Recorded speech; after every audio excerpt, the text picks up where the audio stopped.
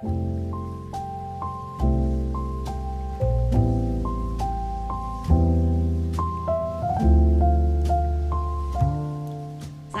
sahabat yang dikasihi Tuhan, sahabat yang berharga di mata Tuhan, sahabat yang diberikan nyawanya Kristus bagi sahabat. Saya punya pengalaman yang paling luar biasa, yang baik, dan saya tidak pernah bisa melupakannya sampai hari ini. Suami saya itu namanya Yesaya Pupon Wardoyo, sehingga ada orang yang menyebut Pak Yesaya, ada yang menyebut namanya Pak Pupon. Dan suami saya pergi melayani, saya masih ada. Saya selalu ada di samping suami saya. Suami saya sekarang di surga, tapi saya belum ada di sampingnya di surga. Kemana-mana sehingga memperkenalkan diri, ini istri saya. Oh, Bu Pupon, oh Bu Yesaya, saya dikenalkan. Mereka kenal saya bukan karena mereka ngerti saya, tapi mereka kenal saya karena mereka kenal suami saya. Jadi kalau hari ini saya memperkenalkan diri, nama saya Kristiani Nino, mereka tidak kenal. Tapi ada beberapa orang dan banyak orang, kalau saya pergi dan saya Bu Pupon, baru mereka ingat saya Bu Yesaya. Oh Bu Yesaya, oh Pak, istrinya Pak Yesaya, oh Bu Pupon dan sebagainya. Baru mereka memberikan hormat yang terbaik, baru mereka memberikan tempat yang terbaik, baru memberikan sesuatu yang terbaik. Karena apa? Karena saya istrinya Pak Pupon, karena saya istrinya Pak Yesaya, bukan karena saya. Bukan karena Nino, bukan karena Kristiani, bukan. Karena suami saya, mereka memberikan yang terbaik bagi saya. Anda ngerti? Oleh karena itu kita belajar hari ini dengan tema Dumpleng Kamukten atau Nunut Mulyo. Saya itu nunut mulyo suami saya, sahabat. Mereka menghargai saya, mereka mengenal saya karena mereka kenal baik suami saya. Nah, itu yang namanya nunut mulyo. Yang dikenal suami saya ikut terkenal, saya ikut dihargai. Sesungguhnya mereka tidak menghargai saya, tapi menghargai suami saya. Kita belajar di sini. Kita itu nunut mulyo hidup kita. Nunut mulyo dengan Tuhan Yesus. Di dalam Roma pasal 3 ayat 24 dikatakan, dan oleh kasih karunia telah kamu dibenarkan dengan cuma-cuma karena penebusan dalam Kristus Yesus. Bapa melihat kita dan tidak memperhitungkan kesalahan kita. Di dalam Ibrani dikatakan, aku tidak pernah mengingat-ingat kesalahanmu, aku tidak pernah mengingat-ingat dosamu, aku tidak pernah memperhitungkan pelanggaranmu. Kenapa?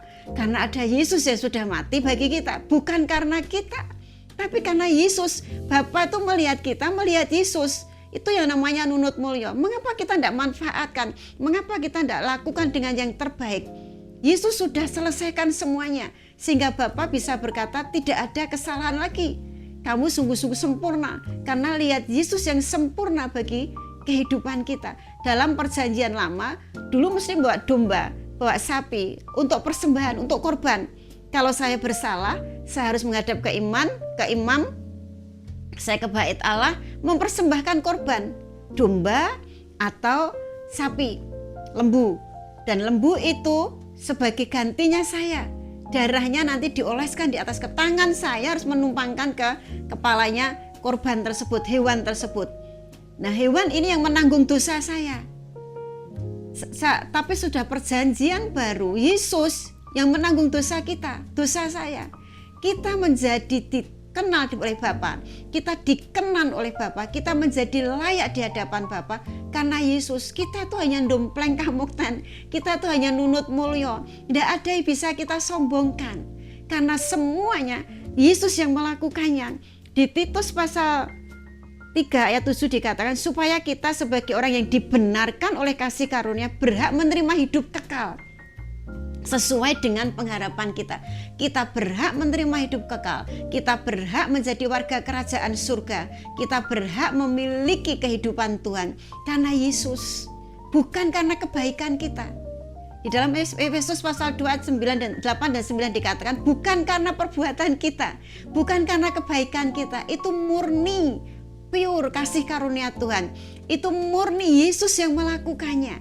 Kita itu hanya dompleng Yesus. Tidak ada yang bisa kita sombongkan, tidak ada yang bisa kita banggakan. Oleh karena itu bangga karena Yesus sudah berkorban bagi kehidupan kita. Sehingga di hadapan Bapa melihat kita adalah anak yang sempurna.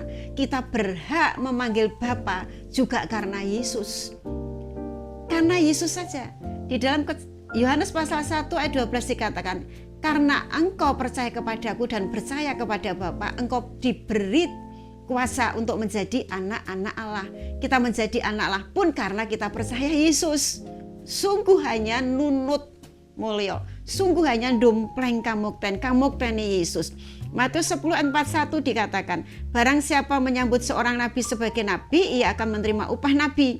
Dan barang siapa menyambut orang benar sebagai orang benar, ia akan menerima upah orang benar. Kalau kita menghargai hamba-hamba Tuhan, kalau kita menempatkan, dikatakan nabi di sini hamba Tuhan ya, orang-orang yang melayani Tuhan seperti yang Tuhan minta, berkat orang benar itu, berkat hamba Tuhan itu akan mengalir kehidupan kita. Itu juga nunut mulya. Oleh karena itu hargai orang-orang yang melayani Tuhan, hargai Tuhan, hargai pemimpin Anda yang ditempatkan di hadapan Anda sebagai pemimpin. Hormati mereka, jangan lecehkan mereka, jangan olok-olok mereka.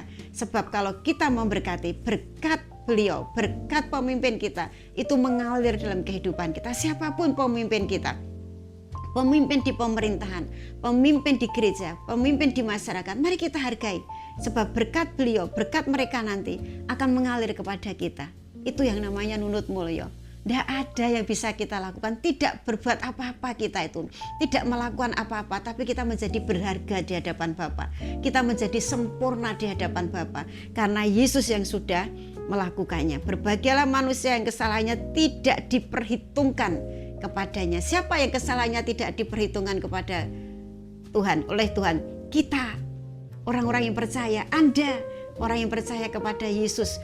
Anda yang percaya Yesus adalah Tuhan, Yesus yang menyelamatkan kehidupan Anda.